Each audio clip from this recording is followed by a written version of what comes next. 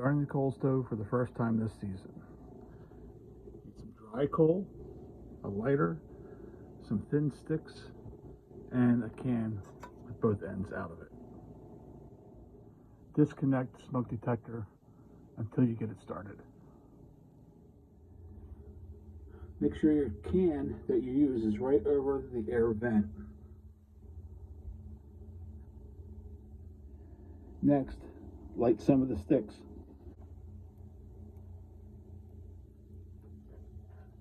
Keep adding some sticks till you got a nice fire.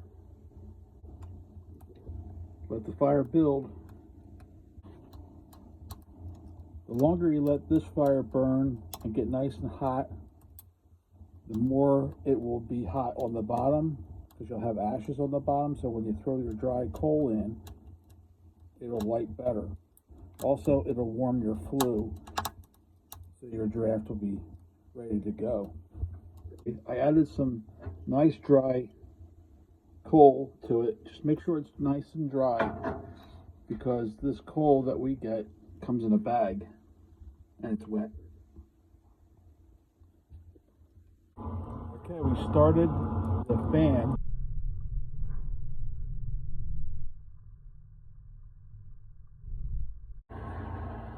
Now you can see the coal is starting to burn.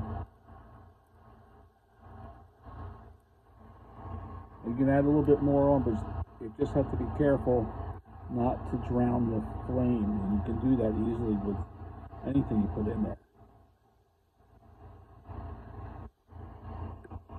Feel free to add a little bit more wood, which I just did. Threw coal on top.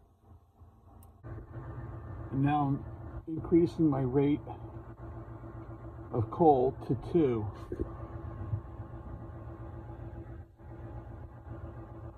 That way when this gets good and going, it will have a nice supply ready to burn.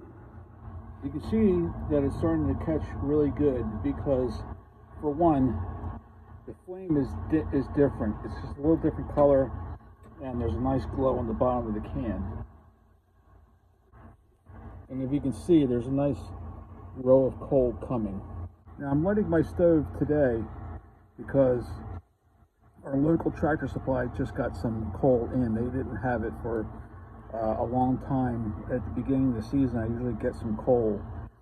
It's not my sole source of heat, but it is one of my sources of heat. The other one's oil, and I had a full tank of oil at the beginning of the season last year, about April, late October, early November.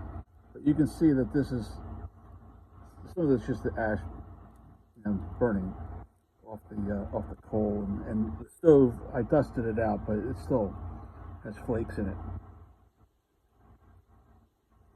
But you can see I don't want to get the phone too close to the flame because it's really hot. I mean, I can barely keep my hand in there. But you can see the coal is now burning. I'm going to add a little bit more coal to it just so it gets nice and going there. I really want it to be glowing around the bottom here, because when I take that can off of there, I don't want the whole pile to go into the hopper here. Now I've slid the can up further to the source, to where the fan is, and it's burning a little hotter. Now you see down at the bottom there, it's gotten nice and glowing, and that's exactly what you want. It's good and hot. So when I take that off of there, it's going to be, I'm going to use gloves. Of course, I got to find those, but I'll be right back. Okay, wearing one glove, I'm going to slowly take this off of there. It's going to be very, very hot. Even burns through my gloves a little bit. These are welder's gloves, not, the actual kind of really that you need to not burn yourself. But I think what I'm going to do, I'm going to redevelop this can, put a handle on it or something. But anyway, you see how this is all done. This works every single time for me, and hopefully this has been helpful, and I think this is the easiest way. You don't use anything extra. It was a piece of 2x4. I splintered into slats, put it inside of a can that we used. Well, I'm sorry, that something came in. I don't remember what came in there, some sort of vegetable or something. And I don't know what number can it is, but it's about 4 or 5 inches across and yay high, you know, about 5 inches high. And it's perfect for lighting this because it concentrates everything into one spot. Now back here I have what was a fan for a blow up thing outside because my fan quit on me, the regular small fan to blow the hot air from here up this pipe which runs into the house, but it also heats the basement down. And here's the hopper where all the coal goes into. As you see, it's getting hotter and hotter. Now I'm going to let this burn for a little while till it becomes like a kind of a horseshoe shape, kind of like a U shape. It pushes from the middle in and then it kind of goes around and burns. Now someone told me in one of the comments that I have pitting on the glass, and that's true. You can see there's a design here. And I think when one of these seasons, when it's over, I'll take that glass off of there and put new sealer on here, because I had put new on here a couple years ago, and it's still holding good. It seals pretty good. Now, as you can see, it's starting to take shape. But we close that, and we're ready to go.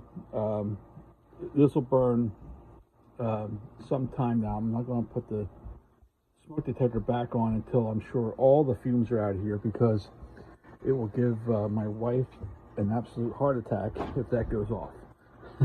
Okay, got it lit. Got the fan going.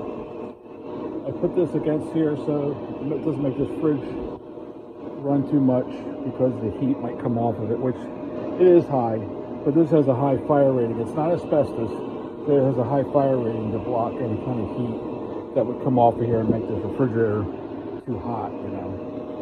But that's the end of it. It's nice and lit. Open this up, show you how it's that horseshoe shape.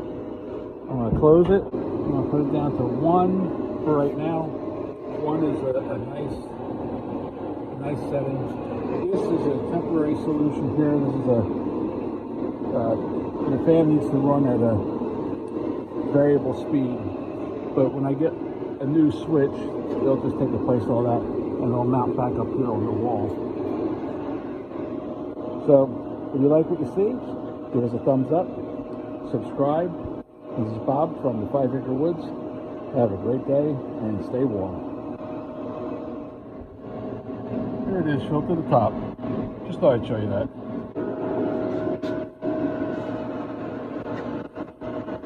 There you go.